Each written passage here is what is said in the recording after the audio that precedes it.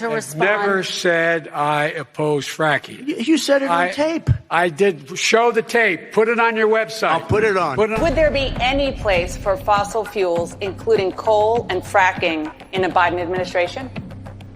No, we would work it out. We would make sure it's eliminated. What about, say, stopping fracking and stopping new pipeline infrastructure? Exactly. No new fracking. You got to transition away from it. Look, you're going to ban fracking all across America right now, right? I would love to. Yeah, I'd love to too. I'd love to make sure we can't use any oil or gas, period. Look in my eyes. I guarantee you, we're going to end fossil fuel. We are going to get rid of fossil fuels.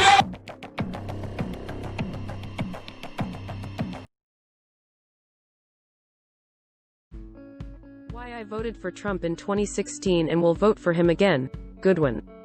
Published by breakup1984.blogspot.com. In March of 2016, I wrote that I would likely support Donald Trump because he was the only presidential candidate speaking for working-class Americans. I also viewed the contempt for Trump by the media and elite of both parties as contempt for his supporters as well.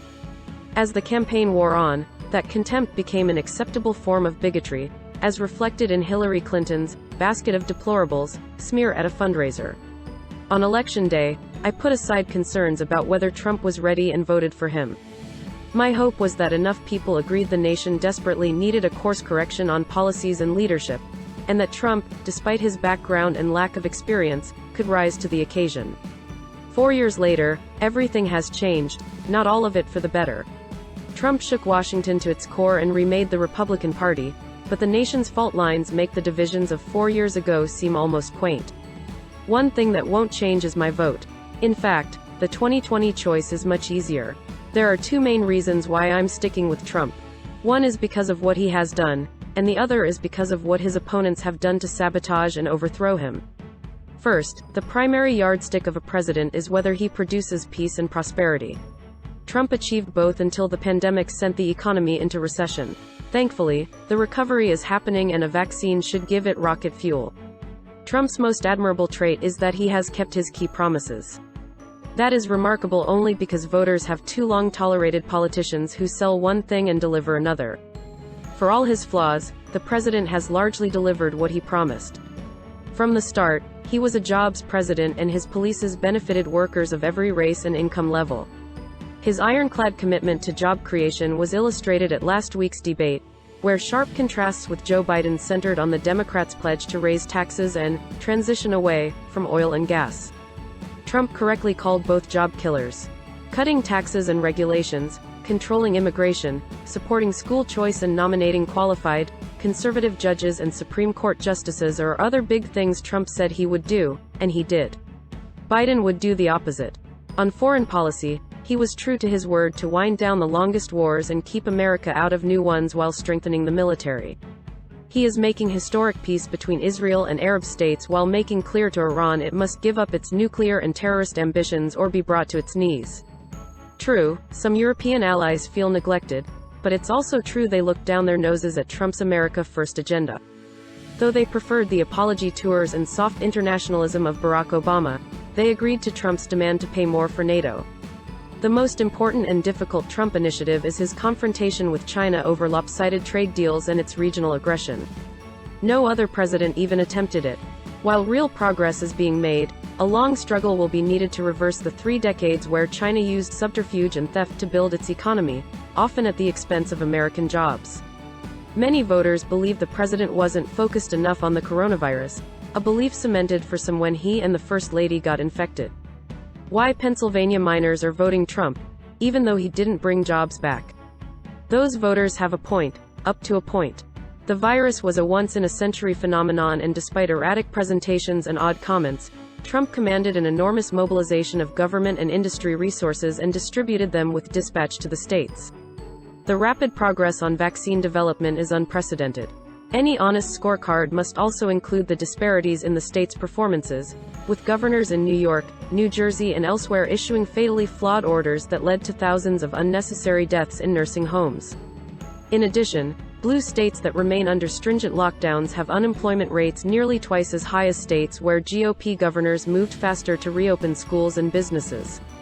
Despite Trump's successes, or because of them, the many forces arrayed against him in 2016 refused to accept his presidency.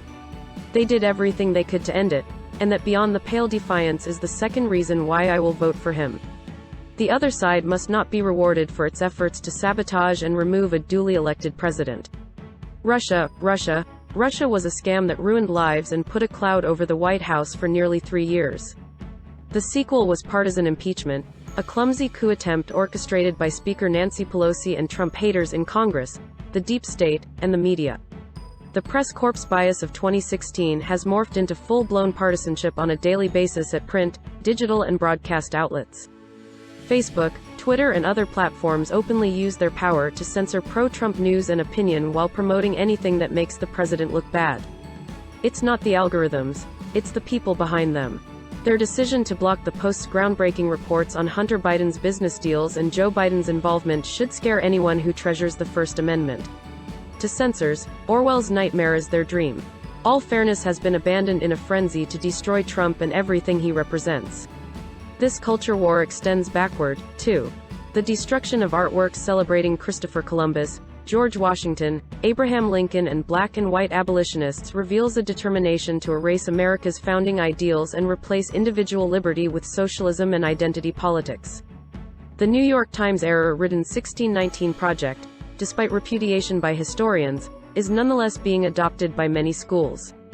Biden, in public life for nearly 50 years, falls in line with his party's radical wing by insisting that systemic racism stains the nation, especially law enforcement.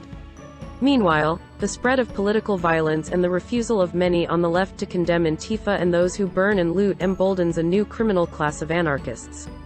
Shamefully, Democrats, The Times, The Washington Post, CNN and broadcast networks defend the unwarranted 2016 spying operation against Trump led by Jim Comey at the FBI, and approved by the Obama-Biden White House.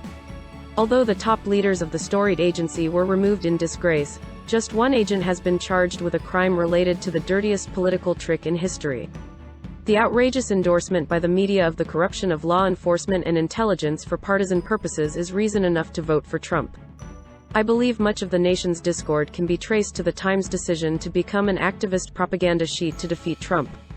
The most powerful influencer in the country, it has a trickle-down effect on nearly all media institutions.